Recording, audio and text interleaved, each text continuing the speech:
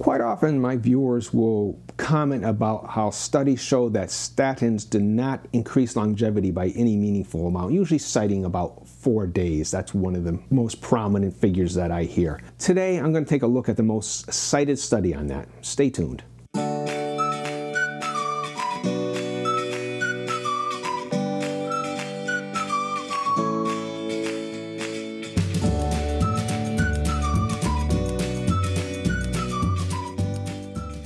If you think about it, it's kind of hard to figure out how much any treatment extends lifetimes, because the only way to know is to have a group of people who are not treated and to have a group of people who are treated and follow them basically for their entire lives until they're all dead, and then you can compare the average lifespan of the people who were not treated with the average lifespan of the people who were treated, and presumably the people who were treated will have a longer life and there will be a calculated difference between their lifespans.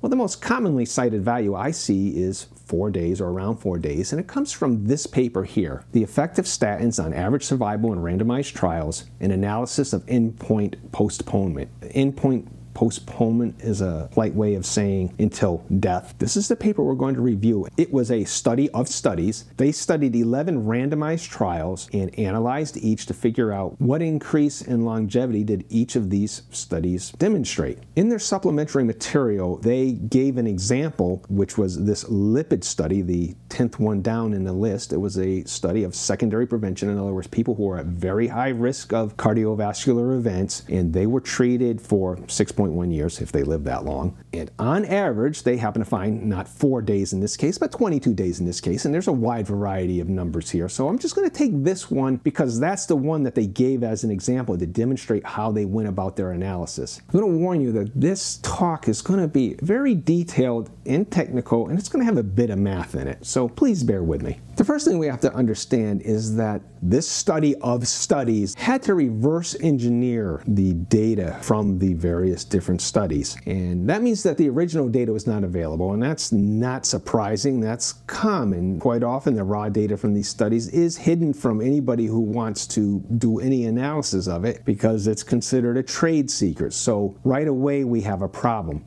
They had to reverse engineer the results by taking the printed copies of these charts, which gave the mortality results of the study, and to blow them up and pixelate them, count pixels to figure out how much different there was between these curves, for example.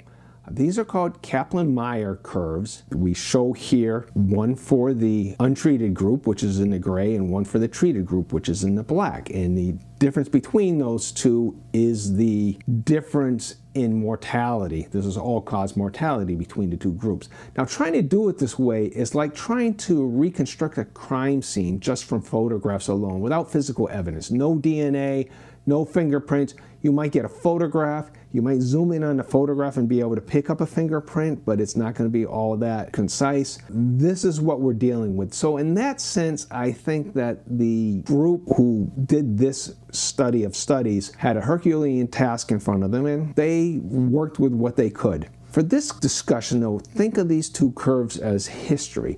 So how could we figure out how long somebody is going to live more on a statin? There's no practical way of doing it for a specific individual. The assumption would be if left untreated, people are going to die in a certain order. And if they were treated, presumably they would still die a little bit later. That situation is kind of emulated by having two equal-sized groups and saying, okay, the first person to die in this group died after this amount of time. The first person to die in this group died after this amount of time. And that's how these curves are. Now you see that they come together very closely early in the study, and that's kind of expected. If a person was bound to have a heart attack tomorrow and you knew it somehow, if you gave them a statin tonight for the first time, no matter how pro-statin you are, you know that that's not going to save the person. People who are so close to death's door, so to speak, their lives aren't going to be extended through the use of statins, and that's not a surprise. So what they do is draw these cutoffs. This particular study ended after 6.1 years, and they said, okay, how many people in the treated group died after 6.1 years? And we're going to match them one for for people who died in the untreated group, or the placebo group in this case, and we're going to be able to figure out, well, what's the difference between them? 11% of the people in the treated group died in 6.1 years, and then we look back in time and say, at what point did 11% of the people die in the untreated group? Both groups were the same size, so 11% of those groups were the same number of people. We're just going to match them one for one.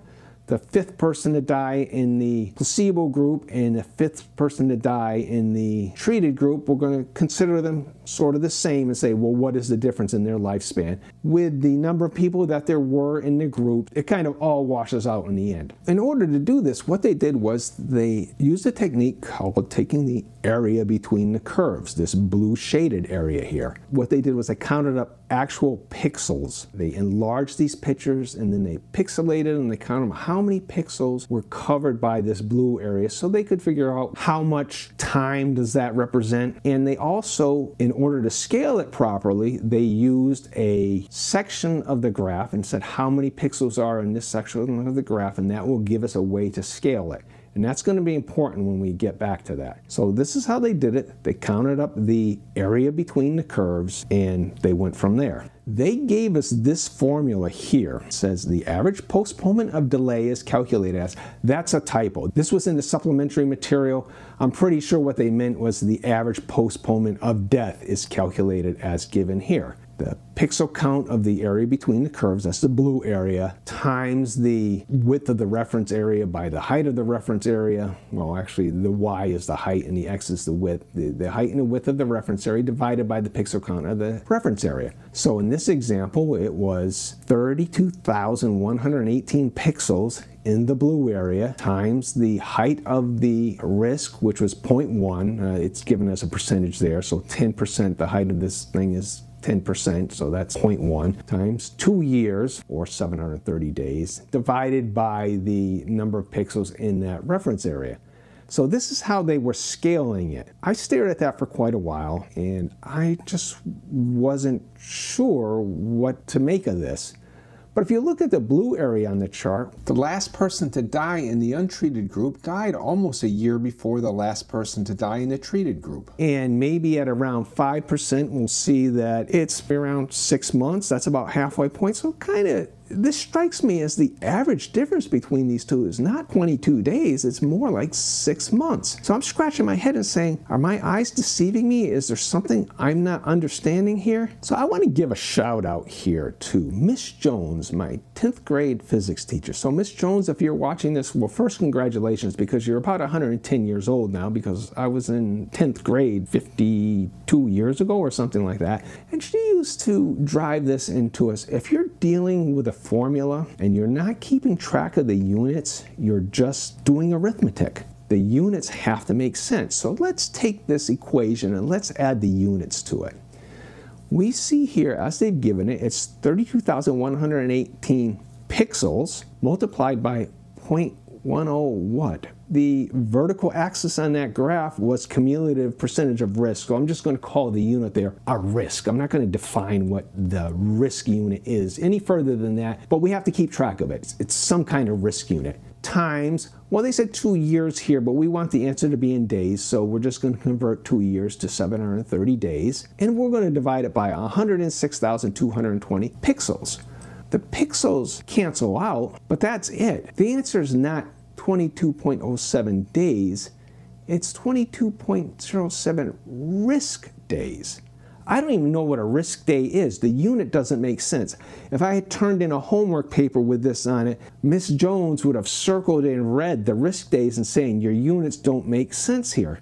And I believe the problem is they're attempting to scale the pixels in 2 dimensions with just a single number. And that doesn't work. So we're going to look at that a little more closely. So in order to figure out what was really going on, I duplicated what they did. I took their chart and I pixelated it. Now I did a much coarser pixelation. I wasn't going to count 32,000 little pixels, so I used much larger ones. And I also came up with an area between the curves.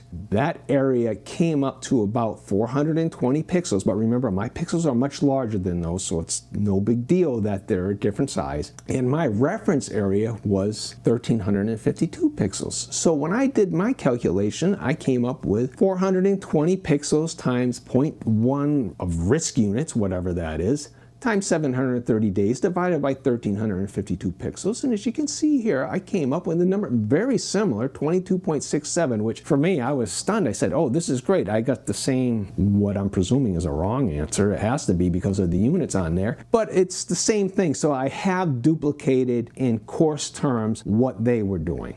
But the problem here is that the pixels have two different dimensions and two different units. The pixel width, the horizontal pixel, is this 27.37 days. I calculated that simply by counting how many horizontal pixels I had in 6.1 years doing the division. It came up to just over 27 days. And the height of the pixel is completely different. Now, I didn't actually do it in risk units because that confuses me, but I know how many people were in the groups, and I know how many people correspond to a certain amount of risk percentage. For example, if it was 100% risk of dying, well, that's everybody. If it's 10% risk of dying, well, that's 10% of the population.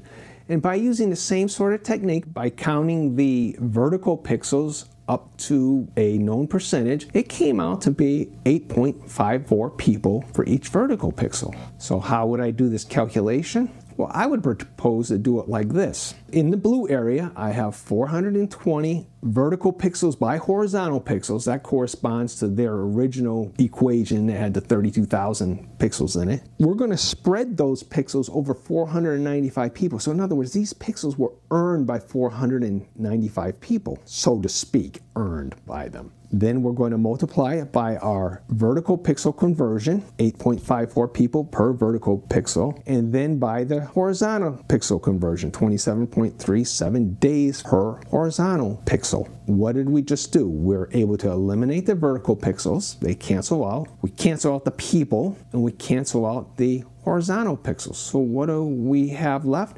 The units are correct. We have days left for our units. So the answer there comes out to be 198.3 days. That's intuitively what I thought this graph had shown me. Now, there's a simpler way to do this. Other way to do it is just say we've got 420 pixels and they're spread over 58 rows of vertical pixels. So we could just take 420 vertical pixels times horizontal pixels divided by 58 vertical pixels times the conversion unit. The horizontal pixels cancel out, and it comes out to be 198.2 days. Basically the same answer. So now I've got an answer that I think is what I get out of this data.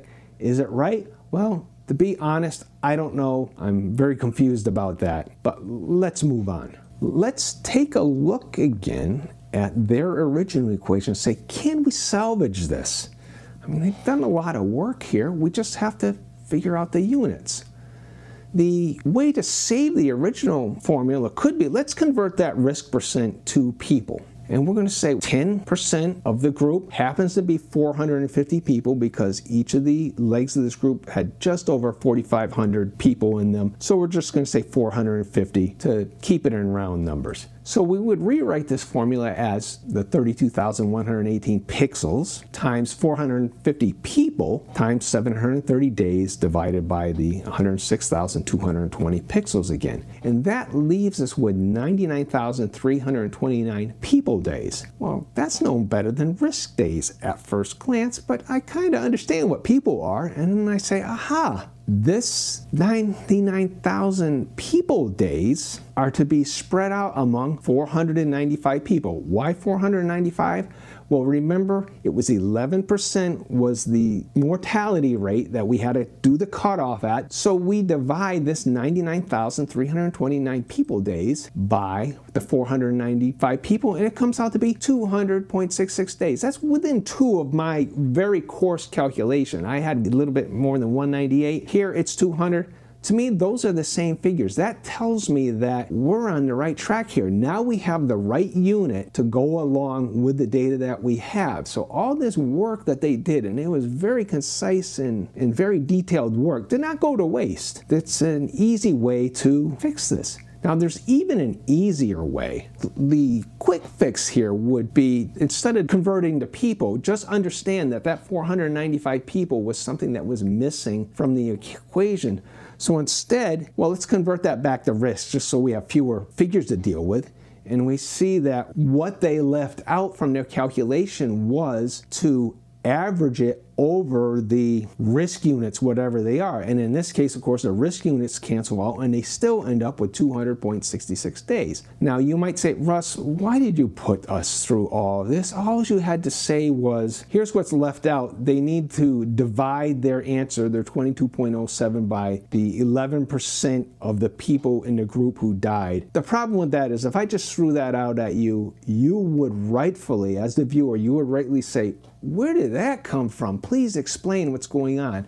So I had to go through all these steps to show what was going on, to justify how I arrived at this calculation. And this is how I came about it, to tell you the truth. And then I went, oh, all I had to do was do this factor and everything would have converted properly. But this is how we have to kind of get to the point where we understand it before we can then start simplifying the equations. You know, I always hated it when in the textbooks in high school, they'd say, and the next step is left as an exercise for the reader, and you'd scratch your head and say, well, I don't know how you got from there to there. Well, this is how I got from there to there. And even though the answer turns out to be a very simple fix to the equation, we had to understand how we got there. So that was the first flaw. The clue was the mismatch in units kind of led us to what I believe is the right answer. There's another flaw, and it's not a flaw in the paper, but it's one that we create by not honoring the limitations of the study. Every study has limitations, and the one here, I'm going to look around my camera and read it to us, is we have only estimated the survival gain achieved within a trial's running time, whereas in real life, treatment is often much longer. How this applies to this example is that at the time we made the calculations, 89% of the people in the trial hadn't had the courtesy to die for us yet. We're only calculating the average lifespan gain of that 11%, not the 100%. We have no way of knowing what it is for the 100%. The curves were diverging, so it seemed to me that the longer somebody lived, the more they'd benefit from being on a statin. But that may only be, and probably is, only up to a certain point. We just don't know, but I would imagine that those curves might start coming back together as the accumulated damage from the statins, because there are damages that come to us from the statins. They may manifest themselves over time, but it's impossible to tell because what are we doing? We're extrapolating, and extrapolating is always dangerous. I don't know if they're going to diverge forever. I suspect that they won't diverge forever. So again, this flaw is not with the study per se, but it's one that we propagate. But when we use them in this manner without acknowledging this limitation, we're doing ourselves a disservice. So here are my closing thoughts on this. As much as this paper feeds into what I want to hear, it appears to me that the calculations are incorrect, and the intellectual honesty requires that I report what I think is right. Am I right, or did I miss something? It's very possible, and if I did, please let me know and I'll do a follow-up video. I'm not the smartest guy in the room. If we consider the room to be everybody who's viewing this, if this video gets a couple thousand views like a lot of my videos do, I know there's somebody out there smarter than me, and maybe I missed something, and maybe I'm incorrect. I mean, after all, there are people with PhDs who accept these values. There is a review process that this paper got by, so how could such an egregious error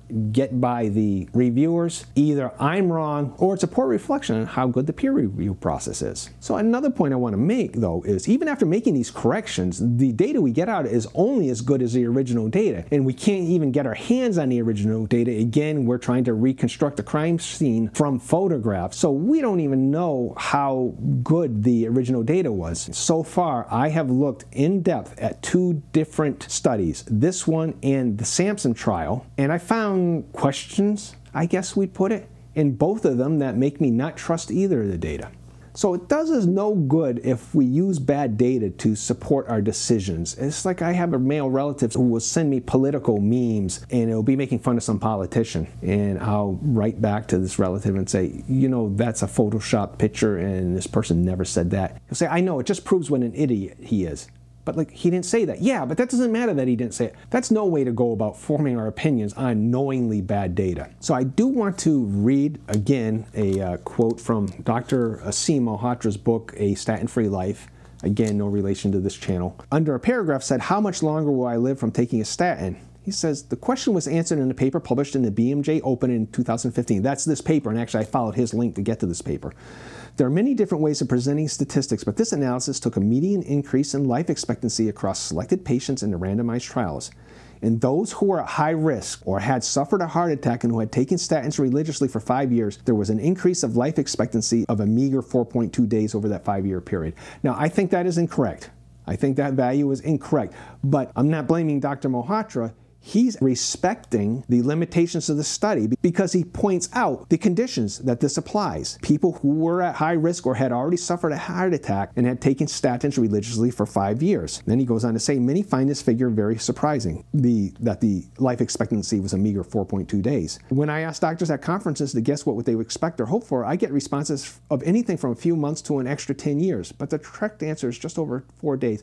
Well, unfortunately, unless I've made a major mistake, and I may have, I have to tentatively disagree with the just over 4 days. The doctors who say a few months are closer to the ballpark from what I see here. I'm not blaming Dr. Malhotra. He has trusted to the peer review process, and I don't blame him. I'm just confused. And I'm hoping somebody who has a real good statistical background will tell me, no, you've interpreted the curves wrong, or you've done something wrong. How could such a thing get past so many peer reviewers and sit out there for 9 years now with this error? I mean, the thing that gives me confidence that there is something wrong going on is that the units don't align. But I may misunderstand something, and please, please, shoot me an email to mystatinfreelife@gmail.com or just put it in the comments if you spot something that I've done wrong here. The point is, whether we see a study that supports our biases or goes against our biases, we really can't accept any of them without looking at them much more closely. There are doctors out there who will tell us most of the published studies are junk. Well, I'm not calling this one junk. I think that would be disrespectful, and again, I'm leaving open the possibility that I've just analyzed something completely wrong here. We shouldn't accept any of them at face value without looking into them more deeply. If you've stayed on to the end of this, I know it was a difficult one. I'm grateful for your patience. And if you appreciate this content, please like, share, subscribe, and comment on this topic or others that you'd like me to cover. And if you haven't seen this video, I recommend you take a look at it now. Thanks for listening.